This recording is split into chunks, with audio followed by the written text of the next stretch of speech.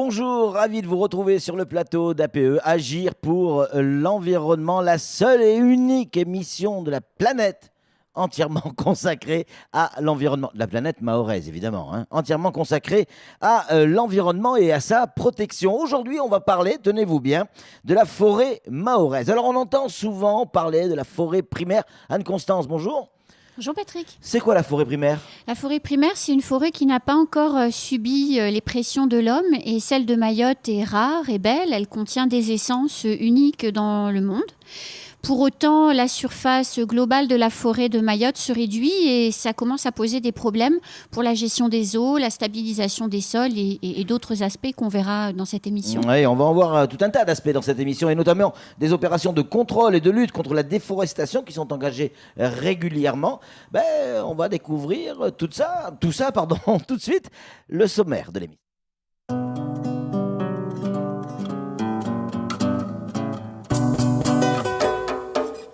Dans ce nouveau numéro d'APE, nous allons découvrir combien la forêt est un écosystème vivant et riche contenant une biodiversité rare et unique. Nous allons aussi nous apercevoir que plusieurs équipes sont à son chevet tous les jours et pour la protéger et pour la soigner. Sur ce plateau, nous allons recevoir Nchami Sami qui est responsable mission police au conseil départemental. Nous allons également recevoir Daniel Lesur qui est chef unité forêt biomasse à la DAF. Et enfin, nous recevrons Agnès Tongo, responsable aménagement biodiversité pour l'ONF. Enfin, nous comprendrons combien les pressions anthropiques la menacent. Elles sont nombreuses, mais les autorités sont organisées et remédient chaque jour en entretenant, en préservant et en arrêtant les contrevenants. Enfin, en fin d'émission, nous retrouverons Anne-Constance Onguena. Nous découvrirons les chiffres clés de la filière. Forêt sèche, forêt humide, la forêt mahoraise est plurielle. Vous allez le découvrir dans un instant. Les équipes qui en prennent soin sont complémentaires et elles œuvrent chaque jour. Nos équipes sont parties à leur rencontre. Regardez ce reportage de Pierre Bellucci, Daniel Lunon et Oumadi Saïd.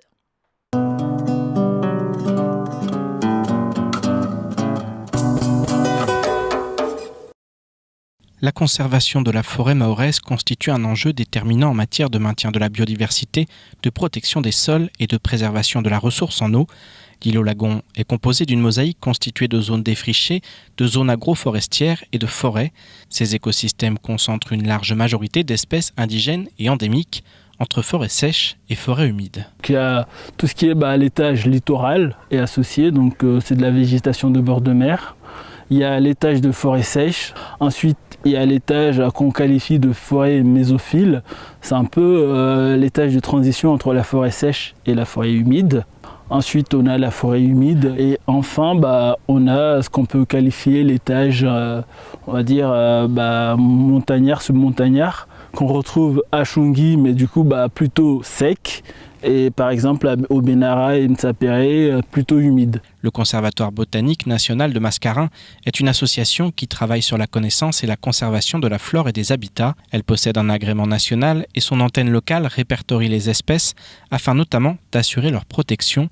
À ce titre, le mont Chungui est un formidable terrain de jeu pour les botanistes du CBNM. Cette partie originale de la végétation qu'on retrouve sur Chungui, on peut estimer que ça commence à partir d'ici.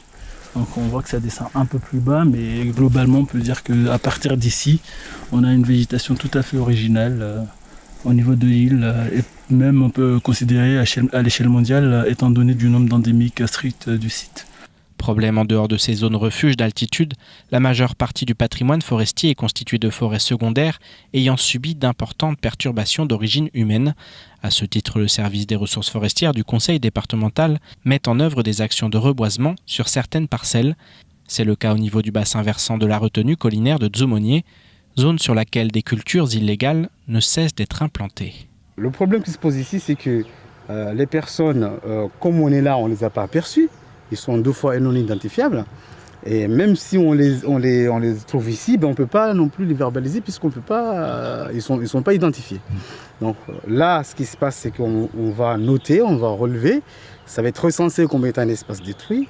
Mais c'est le département, encore une fois, qui va devoir dépenser de l'argent et des moyens colossaux pour reboiser cet espace ici avec des essences qui vont encore plus s'adapter ici.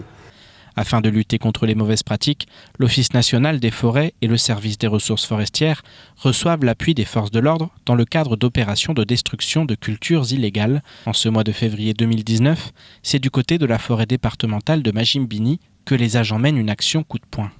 Il s'agit de ce qu'on appelle une opération de réhabilitation. Donc on détruit les cultures qui sont mises en place illégalement. Donc on est en plein cœur de massif de Majimbini, la forêt départementale de Majimbini, une de belles forêts à Mayotte.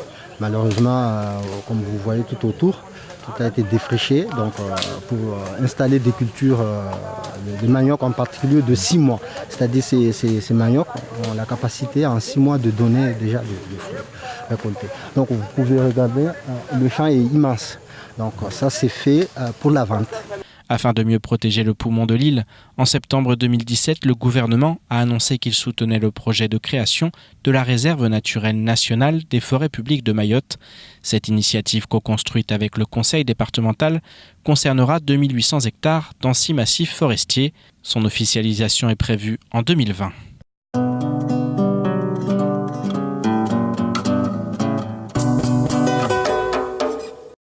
Allez, retour sur le plateau. Merci à Pierre Bellucci et toutes ses équipes pour ces superbes reportages. Oui, sur le plateau, nous avons des invités. Honneur aux dames. On reçoit Agnès Tongo, responsable de la biodiversité ONF. C'est écrit comme le pour-salut, c'est écrit dessus. Office national des forêts. Agnès, bonjour. Bonjour. On reçoit également Mchami Sami, qui est responsable mission police au conseil départemental. Mchami, bonjour. Bonjour. On reçoit évidemment Daniel Le Sur qui est avec nous, chef unité forêt biomasse pour la DAF. Daniel, bonjour. Merci, bonjour. Et enfin, Anne-Constance Onguena, que l'on connaît bien sur ce plateau pour le cabinet Incidence. Anne-Constance, bonjour. Bonjour Patrick. On va commencer tout de suite avec Daniel Le Sur. Quelle est la surface de forêt à Mayotte? Est-ce qu'on a des chiffres précis là-dessus? Oui, on a des chiffres. Bon, la première impression, c'est vrai que quand on découvre Mayotte, bien dans le micro. On a l'impression que le territoire est relativement bien boisé. C'est l'impression qu'on a. On a une île qui est très verte, mais en réalité, sur cette surface, la forêt, je dirais, quand même minime. Ouais. C'est un peu l'arbre qui cache la forêt. C'est le cas de le dire. C'est le cas de le dire. Ouais. Donc on peut estimer à peu près à 10 500 hectares la surface qu'on peut qualifier de boisée au niveau de Mayotte. En réalité, la part de la forêt, telle qu'on peut la qualifier, c'est-à-dire des peuplements qui ont une certaine hauteur, une certaine densité, et aussi un effet sur la protection des sols, sur la ressource en eau, on peut estimer que ça recouvre à peu près 10 à 11% du territoire. C'est pas tant que ça. C'est pas tant que ça. Ouais, c'est pas tant que Donc ça prouve que c'est une ressource limitée et c'est un patrimoine qu'il faut prendre en considération. Agnès, la forêt primaire, on dit forêt primaire, c'est quoi exactement? Alors, une forêt primaire, c'est un peu comme ce qu'a dit Anne-Constance, c'est une forêt dans laquelle on n'observe pas d'effets visibles de l'action humaine. C'est-à-dire qu'on ne va pas voir de plantation d'espèces introduites, on ne va pas voir de coupe, on ne va pas voir beaucoup d'espèces exotiques, envahissantes, parce qu'en fait, quand il y a une coupe, les espèces exotiques arrivent, en profitent pour s'installer. Pour être franc, à Mayotte, on ne peut pas vraiment dire qu'on a de la forêt primaire. On a une forêt qui est plutôt mieux conservée, une forêt qui est très... Enfin, certains endroits, il y a 2000 hectares de forêt qui sont les mieux conservés. Mais partout, on voit une trace humaine. En fait, les forêts des monts et crêtes, les forêts les mieux conservées, sont des forêts qui n'ont pas été déboisées au moment où il y avait de la grande expansion agricole pour faire la canne à sucre et les plantes à parfum. Et voilà, c'est les zones qui n'ont pas été déboisées à ce moment-là, mais pour autant, il y a eu une action humaine dedans. On a une autre partie de la forêt qui est très bien conservée, c'est les mangroves. Il ne faut pas oublier que les mangroves sont des forêts dans lesquelles il y a un impact humain qui est assez faible. Et on a 750 hectares de mangroves à Mayotte. Et à peu près 750 hectares de forêt bien conservée en forêt humide. Vous savez de quoi vous parlez, forcément. La forêt, vous y êtes tous les jours, vous la connaissez presque par cœur. Honnêtement, elle est dans quel état, notre forêt? Elle est sous pression. Elle est sous pression et même les zones les mieux conservées sont sous pression. On voit maintenant des coupes, beaucoup pour le fourrage. On voit beaucoup de gens qui viennent couper. On voit très bien d'ailleurs les gens chargés d'avocats marrons qui passent sur les scooters. C'est fréquemment des avocats marrons qui ont été prélevés en forêt. Le problème, c'est qu'aller prélever de l'avocat marron fait que l'avocat marron pousse mieux. Et donc, l'avocat marron prend le pas sur les espèces indigènes et qui n'arrivent plus à se développer et à atteindre la lumière. Quel est son apport à la biodiversité mondiale, la forêt mahoraise ? À Mayotte, de façon générale, on a 750 espèces indigènes. C'est un chiffre qui est ramené au kilomètre carré. Ça nous fait 1,6 espèces au kilomètre carré. C'est énorme. C'est 8 fois plus qu'à La Réunion, par exemple. Ah oui, d'accord. À La Réunion, ils sont à 0,6 espèces par kilomètre carré. Nous, on est à 1,6. La différence avec La Réunion, c'est que donc, les espèces indigènes sont venues par elles-mêmes. Elles n'ont pas été apportées par l'homme. Mais comme on est vraiment dans le canal du Mozambique, on a beaucoup d'influences qui viennent d'Afrique, qui viennent de Madagascar. On a les courants marins, on a les oiseaux. On a peu d'espèces qui ne sont qu'à Mayotte. On a proportionnellement peu d'espèces indigènes. Par contre, on a vraiment beaucoup d'espèces. Daniel, comment est organisée la gestion des forêts ici à Mayotte ? Alors, la gestion des forêts dépend essentiellement de la responsabilité de la politique, ça dépend du ministère de l'Agriculture. La DAF en local, sous l'égide du préfet, met en œuvre les dispositions réglementaires et tout le dispositif de politique forestière. Donc ça se traduit par, au niveau local, des orientations. Ces orientations sont définies au travers d'un document qu'on appelle les orientations forestières de Mayotte, qui s'appellera prochainement le programme régional de la forêt et du bois, et qui permet de mettre en œuvre certaines directives qui sont décidées en local et qui sont décidées et concertées au travers d'une commission qui s'appelle la commission de la forêt et du bois, qui réunit le préfet, le président du conseil général, ainsi que tous les membres gestionnaires que sont l'Office national des forêts et le département. L'Office a à peu près 1300 hectares en gestion au niveau local. Le département, environ 4500 hectares. On a à peu près 5500, 5600 hectares de forêts départementales et domaniales qui doivent répondre à certaines exigences, c'est-à-dire disposer d'un document d'aménagement qui permet d'orienter les actions sur les 10 ans qui viennent. Et c'est un document qui est renouvelé, bien entendu. Alors, le conseil départemental, l'ONF, la DAF, tout le monde arrive à travailler ensemble en bonne intelligence ? Oui, il n'y a aucun souci de ce côté-là. Oui, parce que premièrement, on est conscient de l'intérêt de protéger ce patrimoine forestier. On est conscient de la nécessité de mettre en œuvre des actions. Donc ça peut être des opérations de réhabilitation, donc des investissements ou d'équipements. Et pour cela, l'État met en œuvre, au travers du FEADER, donc du plan de développement rural, met en œuvre aussi des dispositifs financiers. Alors on l'a vu dans le reportage de Pierre Bellucci, mais on va y revenir avec Mchami. La gestion quotidienne d'une forêt, ça consiste en quoi précisément ? Alors la gestion quotidienne donc, consiste à surveiller la forêt, y compris la semaine et le week-end. Donc on a des équipes qui tournent en permanence, quotidiennement. Et puis ça consiste aussi à rechercher donc, les auteurs des infractions qui détruisent nos forêts. Ça consiste aussi à contrôler le foncier, à contrôler le foncier du département, donc de forêt départementale. Et ça consiste aussi à gérer la forêt en suivant les travaux forestiers. Donc, il y a aussi des sanctions. Il y a aussi des sanctions, effectivement. D'accord. Donc, vos agents sont habilités à donner un procès verbal, à verbaliser. À verbaliser exactement les auteurs des infractions qu'on a identifiées. Donc, il y a des procédures à suivre. Donc, ces PV sont envoyés au parquet qui les traite et nous tiennent au courant au fur et à mesure. Ça peut coûter combien un contrevenant ? Alors, on a eu un cas cette année, un contrevenant qui a pris 2400 € et puis saisi de 11 têtes des ébus. Ah oui, c'est pas rien. C'est pas rien. Mchami, vous êtes avec nous, on va en profiter. Comment vous coordonnez vos actions entre le conseil départemental et l'ONF, par exemple ? Alors, Il y a une convention cadre qui Oui. a été signée entre le département et ONF. Donc, c'est la forêt, donc c'est le SRF, le service de ressources forestières du département qui gère donc la forêt départementale.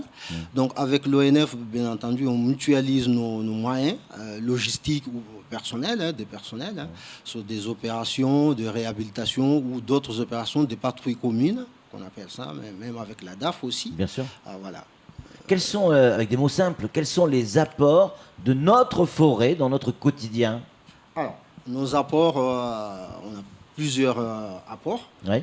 aussi bien en termes de ressources en eau. On a des apports, on vient d'en parler, donc la biodiversité, donc l'espèce. On a des apports aussi en termes même de protection de sol, parce que on sait très bien que si on défriche nos forêts, il y a toute la terre qui risque de partir. Ben oui. Donc on a des éboulements, on a des accidents donc, qui peuvent très bien arriver. Daniel, donc on le sait, il a raison. C'est dangereux la déforestation. Mais pourquoi les gens déforestent? Les causes, dans le micro, s'il vous plaît. Oui. Alors, les causes essentielles des atteintes qu'on constate en forêt, ce sont surtout pour la mise en culture. Donc, c'est des productions agricoles qui ne sont pas nécessairement, je dirais, le fait des villageois. On est quand même sur une île où il y a une pression démographique très importante. Et c'est peut-être les seuls domaines fonciers encore peut-être disponibles qui fait que ces gens se reportent sur les massifs forestiers, puisque ce sont des zones relativement tranquilles. Donc il y a une certaine quiétude, et donc c'est très facile d'aller mettre en culture ces zones-là. Agnès, c'est quoi les conséquences de la déforestation? Alors, les conséquences de la déforestation sont multiples. En tout premier lieu, je dirais la baisse des débits des rivières en saison sèche, puisque la forêt va permettre de stocker de l'eau et qui va être libérée au fur et à mesure de la saison sèche quand les pluies se tarissent. En deuxième lieu, je dirais une mise en danger des villages qui sont en dessous, parce que s'il n'y a plus de forêt, on a, comme l'a dit Michami, on a plus de risques qu'il y ait un déglissement de terrain. Ouais. Et typiquement dans le nord, un peu vers les forêts du nord, où il y a des villages juste en dessous, c'est extrêmement dangereux pour les habitants situés en aval. Ouais. On a donc cet effet aussi d'apport de terre massif dans le lagon. Ah oui. Ça veut dire que les coraux, on envase les coraux, il y a moins de poissons. Donc, pour tout ce qui est économique, activité économique du lagon, ça a des conséquences qui sont importantes. On dit souvent, je dirais aussi, je voulais juste rajouter un truc, c'est que si on dérange les animaux sauvages en forêt, ils vont aller chercher la nourriture ailleurs. Donc on a tout avantage à laisser une forêt en bon état pour que les animaux sauvages, des lémuriens, des maquis, les maquis, les roussettes, ne restent pas en forêt pour se nourrir et vont dans les champs. On dit souvent que la forêt retient les sols. Mais comment ça, techniquement? Comment c'est possible? En fait, il y a deux phénomènes. Vous voyez bien, quand il pleut, ça fait énormément de bruit sur les tôles. Oui. On se rend compte de la puissance des gouttes d'eau qui tombent directement sur une surface. Quand il y a une forêt, les feuilles... les gouttes d'eau s'arrêtent sur les feuilles et donc vont descendre avec beaucoup moins de force. Donc déjà, l'impact de la goutte d'eau, elles amortissent l'eau avant qu'elles arrivent au sol. Donc déjà, l'eau a moins de puissance. Et après ça, l'eau, au lieu de glisser très rapidement et d'emmener la terre, va être ralentie parce qu'il y a des feuilles au sol, il y a des feuilles mortes, des branches, des racines qui affleurent. Et donc, ça va ralentir la vitesse de l'eau. Et ces deux phénomènes font que l'eau va moins vite et moins puissante et arrache moins de terre. Pourquoi, Chami, la forêt aide-t-elle à la pénétration de l'eau dans le sol? Alors, la forêt aide donc la pénétration de la pluie de l'eau dans le sol. Comme a dit ma collègue Agnès, donc grâce aux racines déjà des arbres et grâce aussi donc grâce aux racines des arbres qui permet d'infiltrer de l'eau donc dans le sol. Donc quand on défriche la forêt, effectivement, l'eau glisse D'accord, c'est en gros ce qu'a dit effectivement ce qu'a dit Agnès. Agnès, on dit souvent que la forêt est le poumon de notre île notamment. À quel niveau, pourquoi, comment, on veut tout savoir. Alors déjà, je sais que cette expression est très utilisée, mais c'est quand même un contresens. Ouais. Parce que quand on réfléchit bien, notre poumon nous sert à prendre l'oxygène de l'air et à relâcher du CO2. Oui. Alors que la forêt fait exactement l'inverse. Du carbone. La forêt va prendre le carbone de l'air, le transformer en matière pour grandir et relâcher de l'oxygène. Voilà, c'est un poumon inversé. Et va relâcher de l'oxygène. Mais on pendant en a la journée. Mais on en a extrêmement besoin. Ça a un rôle très important pour justement enrichir l'air en oxygène, prélever une partie du CO2. Je crois qu'on a calculé qu'il y a plus de la moitié du CO2 qui est émis mondialement chaque année, qui est absorbé par la végétation. C'est-à-dire que si on n'avait pas la végétation, le réchauffement climatique serait 2 fois plus rapide. Les animaux, je voudrais qu'on en parle, Mchami. Il y en a dans nos forêts. Tout à fait. Il y en a, et effectivement, et cette forêt donc abrite ces animaux. Et donc, protéger la forêt, c'est aussi protéger les animaux. Exactement. Donc, protéger la forêt, c'est protéger les habitats, comme on dit, des animaux. C'est le lieu où ils se reproduisent, le lieu où ils cherchent à se nourrir, donc à se protéger. Donc, effectivement, protéger les animaux, c'est... Daniel, on retrouve quel type d'espèces ? Quels sont les animaux qu'on retrouve dans la forêt ? Alors, au niveau mammifère... à Mayotte, hein. Oui, à Mayotte. Au niveau mammifère, on est très restreint au niveau de Mayotte, mais on rencontre quand même une espèce emblématique qui est le maquis. Et oui. Le maquis est quand même à l'origine une espèce qui est afféodée au massif forestier. Maintenant, on le rencontre bien entendu sur des domaines un peu plus agricoles et même sur des domaines urbains, mais à l'origine, le maquis a besoin de se réfugier dans les massifs forestiers. J'aimerais vous poser une question. C'est quoi le charbonnage ? Alors souvent on entend parler, il y a même les gendarmes qui s'y mettent, non pas à faire du charbonnage, mais à démanteler un certain nombre de réseaux. Est-ce qu'il s'agit parfois de véritables réseaux ? C'est quoi le charbonnage ? Et en quoi c'est dangereux ?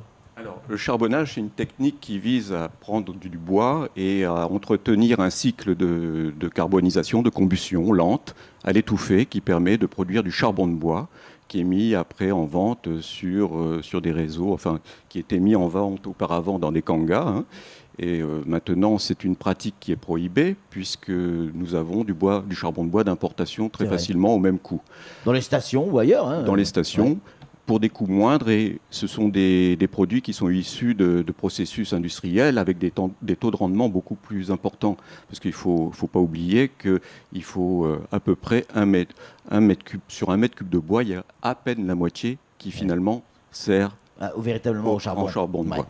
Elle est avec nous, on en profite, c'est la reine des chiffres. On va lui poser des questions. Combien les forêts stockent-elles de CO2, Anne-Constance ? Alors 76 kilos de CO2 sont stockés chaque seconde par les forêts à travers le monde, ce qui représente à peu près un tiers des émissions à l'échelle mondiale. Et tout à l'heure, Agnès parlait de la moitié parce qu'elle incluait la végétation au sens large. Et oui, bien sûr. Et comment lutte-t-elle contre les effets, contre les gaz à effet de serre ? Justement, en absorbant ce CO2. C'est le poumon inversé expliqué tout à l'heure. Et donc forcément, quand on réduit la surface de forêt, forcément, on réduit la capacité de la planète à s'autoréguler et à limiter les émissions de gaz à effet de serre et donc le réchauffement climatique. Question piège, attention, Daniel est là avec sa baguette, il va vous taper sur les doigts. Oui. Au niveau, quelle est la superficie précise c'est une colle, la superficie précise de la forêt mahoraise. Alors justement, j'ai pas le même chiffre que lui, ça m'inquiète. Lui a dit 10 000 hectares, moi j'ai trouvé 6 000, alors c'est quand même pas terrible l'écart. Mais ce qui est important de retenir après 6 000, 8 000, je pense que ça veut dire qu'on ne prend pas les mêmes données en compte. Ce qui est important de retenir, c'est qu'aujourd'hui, ça représente à peu près cette forêt 16% du territoire mahorais, et dans les années 90, c'était 29% du territoire. Donc, ce qui est important, c'est de voir qu'elle est en très, très fort recul année après année. Je ne sais pas qui m'écrit les questions, mais en tout cas pour celle-là, j'ai la réponse. Mais c'est pas grave, on le fait quand même. Hein. Au niveau mondial, la forêt gagne-t-elle du terrain ou elle en perd? Je crois qu'on l'a tous dit, hein, elle perd du terrain, mais c'est toujours important de le rappeler. Et donc la personne qui écrit vos fiches a vraiment eu... Et on a détruit combien de forêts en 2017? 294 000 hectares, donc on pourrait dire 300 000, 500 000. 294 000 hectares, ça représente la superficie d'un terrain de foot par seconde. On fait disparaître un terrain de foot par seconde, ce qui représente, pour donner une autre analogie, la moitié de la superficie de Madagascar chaque année de forêt qui disparaît. 374 km² Mayotte, je crois, on n'en est pas loin. En une année, on pourrait voir disparaître Mayotte. Enfin, plusieurs surfaces de Mayotte, oui, évidemment. Merci beaucoup, Daniel. Merci, Anne-Constance. Merci, Agnès. Merci, Mchami, d'être venu sur ce plateau. On vous recevra à nouveau, c'est certain. On a encore plein de choses à voir avec vous. Nous, on va se retrouver, évidemment. Ça sera la semaine prochaine sur la même chaîne, à quelque chose près, à la même heure, avec d'autres invités et de nouvelles aventures. Salut.